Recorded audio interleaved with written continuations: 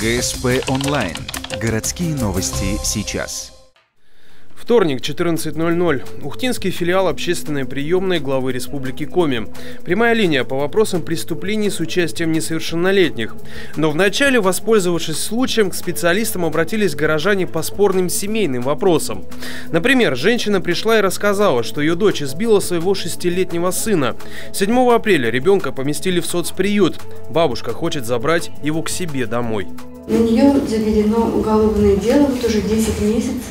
Это длится. Я пыталась взять ребенка под временную опеку, она разрешения не дает. Скоро ему в школу в этом году, ему услуги логопеда требуются. Ничего поделать я не могу. Она вот мстит мне таким образом, что я против него показания дала. А страдает ребенок.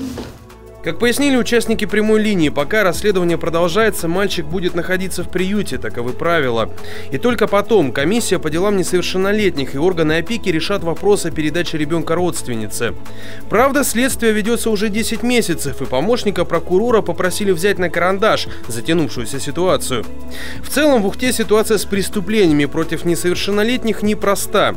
За 2014 год Следственный комитет расследовал 25 таких уголовных дел. 11 из них завершено, оправдательных приговоров нет. Молодежь также попадала в поле зрения правоохранителей. У нас преступления совершаются предусмотренными статьями против собственности, то есть кражи, много краж совершается несовершеннолетними. Вот, есть и девочки у нас, которые совершают возраст 16, 15, 17 лет. У нас их было примерно девушек, сейчас могу примерно на скидку скажу, человек 5. Однако большинство нарушений – работа молодых людей от 16 до 18, притом зачастую в группе. Участники прямой линии уверены, здесь сказывается отсутствие контроля со стороны взрослых за своими детьми. Кроме того, надо улучшать и наращивать профилактическую работу с молодежью. Покажи, что грозит за якобы невинную детскую шалость, в другой раз побоится.